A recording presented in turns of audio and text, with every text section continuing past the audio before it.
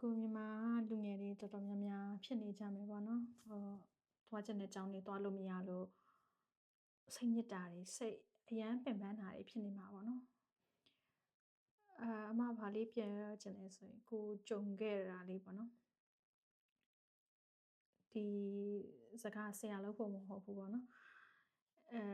ပြန်ပြီးတော့ဒီဟာလေးနားထောင်ခြင်းအပြင်တနည်းအားဖြင့်လမ်းတစ်ခုခုရှာတွေ့သွားစေချင်တာပေါ့နော်အဲဒါကြောင့်ပြောတာပါဆယ်တန်းဖြေပြီးကစာ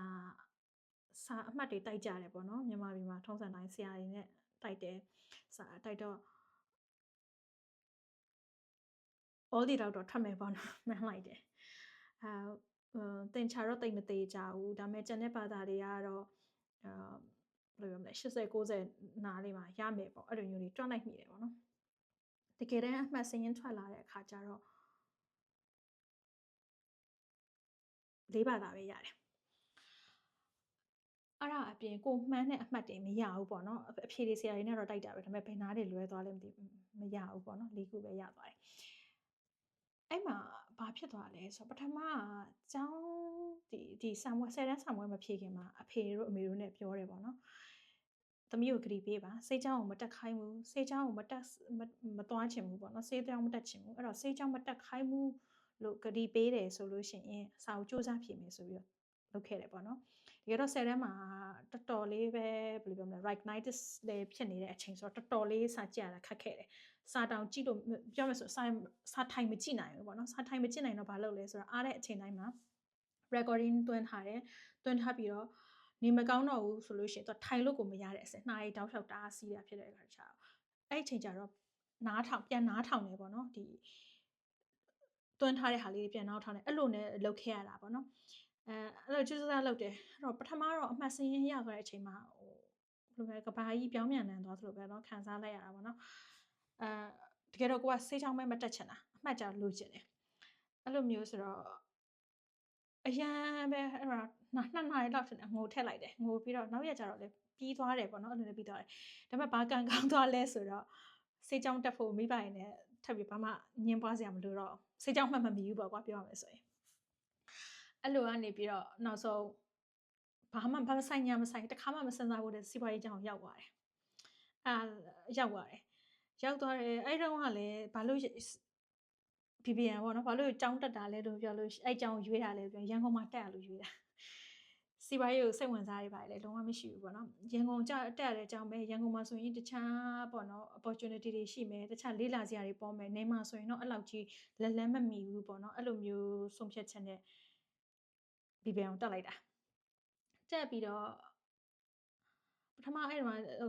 polytechnic တွေခေတ်စားတဲ့ခေတ်ပေါ့နော် poly သွားမယ်ဆိုပြီးတော့လည်းပြန်လိုက်သေးတယ်ဒါပေမဲ့နောက်ဆုံးကျောင်းသာပြီးသွားတယ် poly လည်းမဖြစ်လိုက်ဘူးဂျားထဲမှာ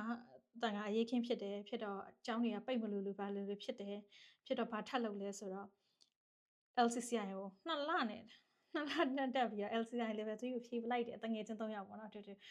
ကျောင်းကနေပြီးတော့ဘယ်လိုလဲကျောင်းပြီးတာနဲ့ကျူရှင်တက်လိုက်အဲ့ကနေပြီးစာရေးတင်တယ်2လအတွင်းပြင်ပြီးတော့level 3ကိုဖြေပလိုက်တယ်ပေါ့နော်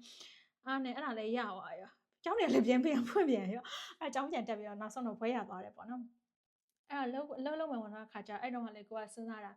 ငါဒီကုမ္ပဏီတွေမှာမဝင်လုပ်ချင်ဘူးပေါ့နော်အဲ့လို NGO တွေလုပ်ချင်တယ်ဆိုပြီးတော့စဉ်းစားရင်းနဲ့နောက်ဆုံး like ကိုက NGO တခုမှအလုပ်ရသွားတယ်ရသွားတော့အဲ့မှာဘာမဆိုင်ညာမဆိုင်ရထားတဲ့ပွဲကစီဝါရေးပွဲတကယ်တမ်းသွားအလုပ်လုပ်တာစ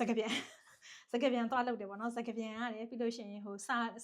တွေဘယ်လိုပြောလဲတင်ရိုးတွေတင်မလားဒီ form တွေဒီလေးလာရေးလုပ်တဲ့ဟာတွေဒီ monitoring လုပ်တဲ့ဟာတွေအဲ့ဒါတွေနဲ့ပတ်သက်တဲ့ form တွေကိုလည်းဘာသာပြင်ရတယ်နောက်တစ်ခါချင်းစကားပြောတဲ့အခါပေါ့နော်အမရဲ့ boss နဲ့ဒီဘယ်လိုပြောမလဲဒေတာခံတွေအကြောင်းဘာသာပြန်ပြရတယ်တခါလေကိုကကြားစကားလည်းမတက်တဲ့ခါကျနှစ်ခါဘာသာပြန်ရတယ်အမမြန်မာလိုပြန်နောက်ကြားတယောက်ကနေပြီးတော့ကြားစကားတက်တဲ့လူဒီမှာတယောက်ကနေတော့သူတို့စကားကိုပြန်ရွာတွေသွားတဲ့အခါကျပူဆိုးတယ်သူကကယောကရန် ကငန်ကခေါင်းအဲ့လိုမျိုးကွာနည်းနည်းစကားလေးတွေနည်းနည်းကွဲသေးတယ်အဲ့ခါကျတော့အဲ့ရွာတွေသွားရင်ပူဆိုးတယ်အဲ့စကားတွေကလုံးဝမရအောင်အဲ့နှစ်ဆင့်ပြန်နေလောက်ရတာပေါ့နော်ကြော်ကြတော့ကောင်းခဲ့တယ်အဲ့နဲ့ရောက်သွားရောဒါပေမဲ့နောက်ပြီးတော့အဲ့ဟိုဒီစစ်တွေဘက်တွေရောက်သွားတယ်အရေးခင်းကာလတွေမှာရောက်သွားတယ်ဟိုဘက်ဒီဘက်ပေါ့နော်စကားပြန်နေလောက်စကားပြန်လောက်ရမှာ survey တွေလောက်ရတယ်အဲ့လိုပဲမဖြစ်မှတ်ဖက်နဲ့တကယ်တော့ဒီ volunteer လုပ်လိုက်တာဒီ data entry ပေါ့နော် data analysis လုပ်ပေးဖို့ဆိုပြီးလိုက်သွားတာဖြစ်ချင်တော့အဲ့မှာအမရဲ့ဒီ boss တွေပေါ့နော်သူတို့တွေ fee တွေကနေပြန်မလာခင်မှာကိုကအဲ့ဒီတင်နန်းပေးတဲ့နေရာလေးပေါ့နော်အဲ့ဒီ NGO ဘောင်းဆောင်တင်နန်းပေးတဲ့နေရာလေးအဲ့ fee assessment လုပ်ဖို့တင်နန်းပေးတဲ့နေရာကိုရောက်သွားတယ်ရောက်တော့ထိုင်နားထောင်ရင်းနဲ့ပြင်းနဲ့ရှောက်ဖြေလိုက်တာအဲ့ဒါလေအောင်သွားရောအောင်သွားတော့ somewhere ပြီးကအဲ့စစ်ပြီးတဲ့အချိန်ကျမှကို boss တွေလည်းပြန်ရောက်လာတော့နောက်သူကပြောဟဲ့အီမနင်းအောင်တယ်ပေါ့နော်နင်းအောင်တယ်ဆိုတော့နင်းဒီ assessment တွေသွားဘာလို့ဆိုတော့နင်းအတန်အရာဆိုလို့ရှင်လဲ data ခံအတန်မဟုတ်ဘူးပေါ့နော် data ခံအတန်မဟုတ်ဆိုတော့နင်းနှစ်ဖက်လုံးကိုသွားလို့အဆင်ပြေတယ်နင်းသွားနင်းပါမလားဆိုတော့ကိုလည်းနော်လိုက်မယ်ဆိုပြီးတော့သွားရောအဲ့လိုနဲ့အဲ့ဒီရောက်သွားပြန်ရောဘာမှမဆိုင်ဘူးနော်ရထားတဲ့ပွဲတွေဘာမှမဆိုင်ဘဲနဲ့ရောက်သွားတယ်နောက်အဲ့လိုအနေနောက်3နှစ်ကြာပြီးတဲ့နောက်ကကြာတော့ဟိုဖြစ်သွားဒီ corporate ဘက်ကိုပြန်ရောက်သွားတယ်ပေါ့နော် corporate မှာလည်းအဲ့လိုပဲလုတ်တယ်ဒီ HR လုံနေရုံပိုင်းပေါ့နော် HR ဘိုင်းလုံနေရင်းနဲ့အဲ့မှာ boss ကပြောနင်းစက်ယုံသွားမလားပေါ့နော်စက်ယုံ HR ငါတို့ရှာလို့လည်းအဆင်မပြေဘူးပေါ့သွားနိုင်တဲ့လူလည်းမရှိဘူးဒါပေမဲ့နင်းနဲ့စက်ယုံ HR နဲ့အရင်ကြိုက်တယ်ဘာညာပေါ့ကွယ်အဲ့မှာတော့ okay ကိုလည်းဘာလို့မှမသိဘူးသွားကြည့်လိုက်မယ်လေးပေါ့သွားကြည့်လိုက်မယ်စီသွားတယ်အဲ့နဲ့စက်ယုံမှာတင်တောင်တင်သွားတာ6နဲ့9နဲ့နောက်ကျသွားမယ်ထင်တယ် supply chain မှာနေပေါ့နော်အဲ့မှာပထမကတော့စက်ယုံမြန်မာပြည်ကစက်ယုံလေးတွေရောနောက်ပိုင်းကျတော့နိုင်ငံတွေပိုများလာတယ်နောက်ပိုင်းကျတော့ဘယ်လိုပြောမလဲဒီ joint venture လုပ်တဲ့အခါကျတော့စက်ယုံက3ယုံ4ယုံဒါဖြစ်ဟိုဝန်ထမ်းထောင်ကနန်းဖြစ်သွားတယ်အဲ့လိုအဆင့်တွေရောက်သွားတယ်အဲ့နောက်ကျတော့နောက်ပိုင်းဒီအရှေ့တောင်အာရှပေါ့နော် Australia New Zealand နဲ့ပါတယ်အဲ့ဘက်ထိရောက်သွားရောရောက်သွားအဲ့ရတွေအကုန်လုံးရဲ့စက်ယုံတွေအကုန်လုံးကန်ရတာပေါ့နော်အဲ့လိုမျိုးတွေဖြစ်သွားတယ်ပြန်စဉ်းစားကြည့်တော့ငါလည်းတစ်ခါမှအဲ့ဒါတွေမစဉ်းစားခဲ့ဘူးပေါ့နော်ဘာဖြစ်လို့ငါဒီလိုရောက်သွားရလဲပေါ့အဲ့ဒီကနေမှ2021မှာပေါ့နော်ဟိုပြင်သွားမယ်ဆိုပြီးဖြစ်တယ်ပေါ့နော်ပြပထွက်မယ်အဲ့တော့ပထမကနေဒါကို try နာ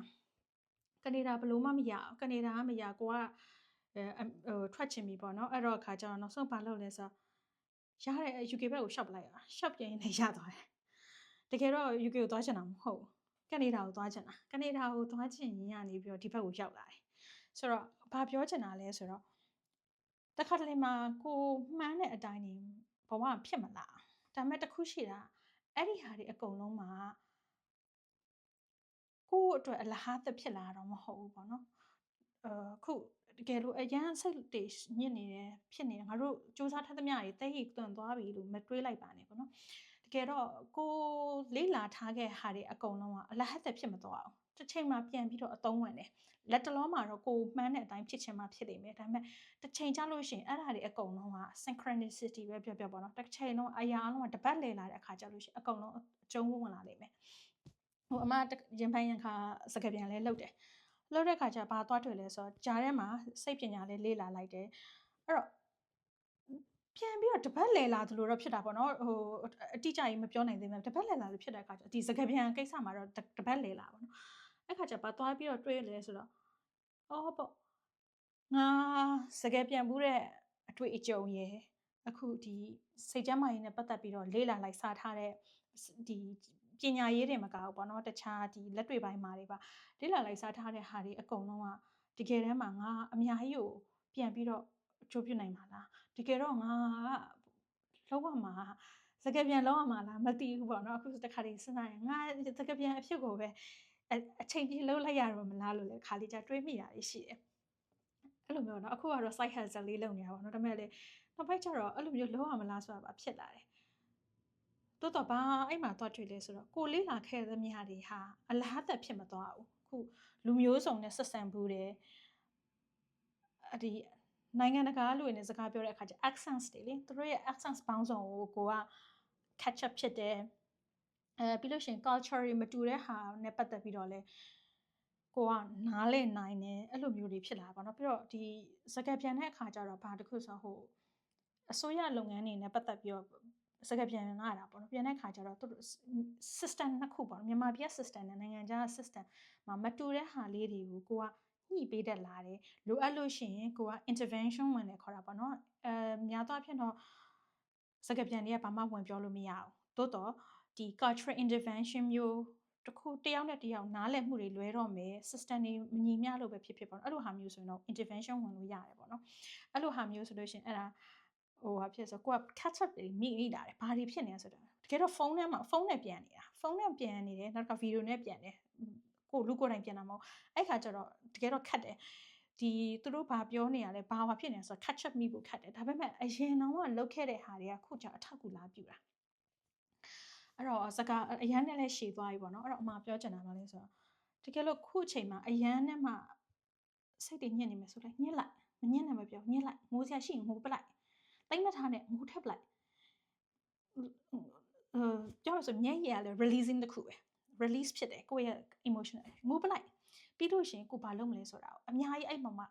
အချိန်တွေအများကြီးဝမ်းနေတော့မနေနဲ့ငိုစရာရှိတော့တစ်ခါတည်းငိုချလိုက်တစ်ပတ်လို့လဲတစ်ပတ်ငိုတလားလို့လဲငိုပလိုက်ပြီးလို့ရှိရင်ကိုဘာလုပ်မလဲတစ်ခါတည်းစဉ်းစားလိုက်တော့ရွေးချက်လိုက်တခုပဲဘယ်ကိုသွားမယ်ဆိုတဲ့နေရာသွားကိုသွားရတယ်မယ်ကိုသွားရမယ်ဆိုတဲ့အခါမှာအချိန်တွေကပေးလာလိမ့်မယ်